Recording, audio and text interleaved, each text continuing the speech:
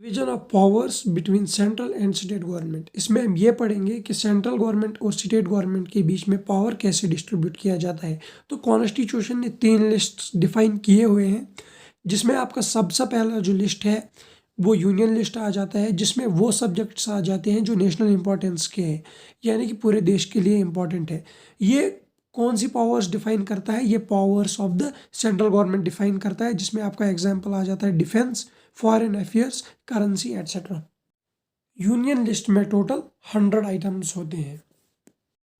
इसके बाद जो दूसरा लिस्ट आ जाता है वो है स्टेट लिस्ट, जो कि स्टेट गवर्नमेंट की पावर्स को डिफाइन करता है।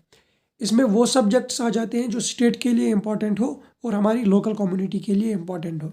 इसमें एग्जाम्पल्स आ जाती हैं हमारी police, trade, agriculture, commerce etcetera. इसके बाद तीसरा और आखिरी लिस्ट आ जाता है कॉन्करेंट लिस्ट। इसमें वो सब्जेक्ट्स आ जाते हैं जो दोनों स्टेट गवर्नमेंट और सेंट्रल गवर्नमेंट के कॉमन इंटरेस्ट में है। मतलब इस पर सेंट्रल गवर्नमेंट भी लॉ बना सकता है और स्टेट गवर्नमेंट भी लॉ बना सकता है। फॉर एग्जांपल इसमें आपका मैरिज आ जाता है, एडॉप्शन आ जाता है, फॉरेस्ट आ जाता है, एजुकेशन एटसेट्रा। अब अगर इन केस लॉ बनाने के वक्त सेंट्रल गवर्नमेंट और स्टेट गवर्नमेंट के बीच में कॉन्फ्लिक्ट अराइज हो जाए, तो वहाँ पर जो सेंटर का डिसीजन होगा वही फाइनल होगा। अब इसमें जो और एक इम्पॉर्टेंट टॉपिक आ जाता है वो है 42nd अमेंडमेंट एक्ट ऑफ 1976। 1976 से पहले सिचुएशन ये थी कि स्टेट लिस्ट में टोटल 66 सब्जेक्ट्स थे और कंकरेंट लिस्ट में टोटल 47 सब्जेक्ट्स थे। फिर हुआ ये कि स्टेट लिस्ट में से 5 सब्जेक्ट्स निकाले गए और वो ऐड कर दिए गए कंकरेंट लिस्ट में।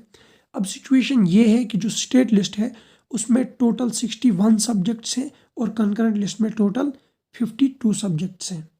और ये 5 सब्जेक्ट्स थे education, forest, protection of wild animals and birds, weights and measurements और administration of justice, constitution and organisation of all courts except supreme court and high court. And that was about the 42nd amendment act of 1976। अब वो subjects जो ना union list में आते हैं, ना state list में आते हैं और ना ही कंकरेंट लिस्ट में आते हैं, जैसे कि कंप्यूटर सॉफ्टवेयर या फिर साइबर सिक्योरिटी, ये कॉन्स्टिट्यूशन के बनने के बाद आए हैं इंडिया में और इनको हम रेजिडुअरी सब्जेक्ट्स कहते हैं। इन रेजिडुअरी सब्जेक्ट्स को कंट्रोल कौन करता है? सेंट्रल गवर्नमेंट, यानी कि यूनियन गवर्नमेंट ही वो गवर्नमेंट है जो इन पर लॉ बना सकती है।